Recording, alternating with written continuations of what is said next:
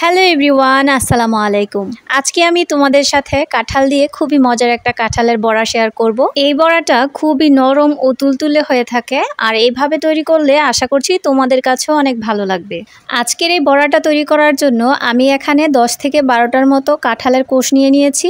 আর এই কাঁঠালের কোষগুলোর ভিতর থেকে আমি আগে থেকেই বিচিগুলোকে ফেলে দিয়েছি। এখন কাঁঠালের কোষগুলোকে ভালো করে মথে এর মধ্যে দিয়ে দিচ্ছি 1 কাপ পরিমাণ আটা। এখানে চাইলে ময়দাও ব্যবহার করা যেতে পারে। আর এবার এর সাথে দিয়ে দিচ্ছি 1/3 কাপ পরিমাণ চিনি, আর সাথে দিয়ে দিচ্ছি অল্প একটু লবণ আর হাফ চা চামচ পরিমাণ খাবার সোডা। এখন এর মধ্যে একটা ডিম ভেঙে দিয়ে দিচ্ছি অল্প পরিমাণ পানি। পরবর্তীতে আমি আরও একটু আটা ব্যবহার করব, তাই এখানে একটু পানি বেশি দিয়েছি। এবার এই সব কিছুকে আমি হাতের সাহায্যে ভালো করে মিক্স করে নিচ্ছি।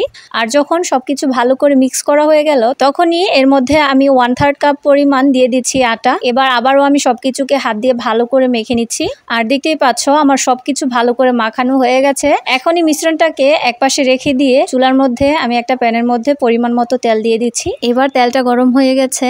এখন এক এক করে আমি বড়াগুলোকে তেলটার মধ্যে দিয়ে দিচ্ছি। তোমরা চাইলে বড়াগুলোকে আরো একটু বড় বা ছোট করেও দিতে পারো। আমি এরকম মাঝারো সাইজের করে দিচ্ছি, কারণ এটা যখন ভাজা হবে তখন এগুলো আরো ফুলে ডাবল হয়ে যাবে। সবগুলো বড়া দেওয়া হয়ে গেলে খুবই অল্প সময়ের জন্য এটাকে ভেজে বড়াগুলোকে আমি এক এক করে উল্টে দিচ্ছি। বড়াগুলোকে উল্টে দেওয়া হয়ে গেলে চুলার আঁচটাকে মিডিয়াম টু লো হিটের মধ্যে রেখে সবগুলো বড়াকে 2 থেকে 3 বারে উল্টে পাল্টে এরকম লালচে করে ভেজে নিব। আর এই বড়াগুলোকে ভাজার সময় অবশ্যই চুলার আঁচটাকে মিডিয়াম টু লো হিটে রাখলে বড়ার কালারটাও খুব সুন্দর আসে আর ভিতরটাও খুব সুন্দর করে কুক হয়ে যায়। আর যখন এরকম লালচে হয়ে যাবে তখনই এগুলোকে আমি চুলা থেকে নামিয়ে নিচ্ছি। সবগুলো বড়াকে আমি এইভাবে চুলা থেকে নামিয়ে বাকি তেলটার মধ্যে যে বড়াগুলো অবশিষ্ট রয়েছে সেগুলোকে এক এক করে দিয়ে দিচ্ছি।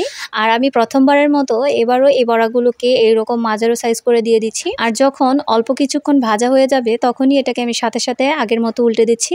আর একবার ভালো করে ভাজা হয়ে গেলে 2 থেকে 3 বার এটাকে নেড়ে চেড়ে লালচে হওয়ার আগ পর্যন্ত ভেজে যখন ফাইনালি এইরকম লালচে হয়ে যাবে তখনই এটাকে আমি নামিয়ে নিব। আর আমি সম্পূর্ণ রান্নার মধ্যে চুলার আঁচটাকে একেবারে মিডিয়াম টু লো হিটে রেখেছি। এর জন্য এর কালারটাও খুব সুন্দর হয়েছে আর ভিতরটাও অনেক সফট হয়েছে। সবগুলো বড়া বানানো হয়ে গেলে সাথে সাথে খাওয়ার জন্য গরম গরম পরিবেশন করে দিচ্ছি। এবার একটা বড়া তোমাদেরকে ভেঙে দেখাচ্ছি এর ভিতরটা কতটা সফট হয়েছে আর খেতে ভীষণ মজা হয়েছে। আশা করছি এখনকার এই কাঁঠালের সিজনে তোমরা এই কাঁঠালের বড়াটা অবশ্যই ট্রাই করবে। আর কেমন লাগলো অবশ্যই কমেন্টে জানিও। সকলেই ভালো থেকো, সুস্থ থেকো। আল্লাহ হাফেজ।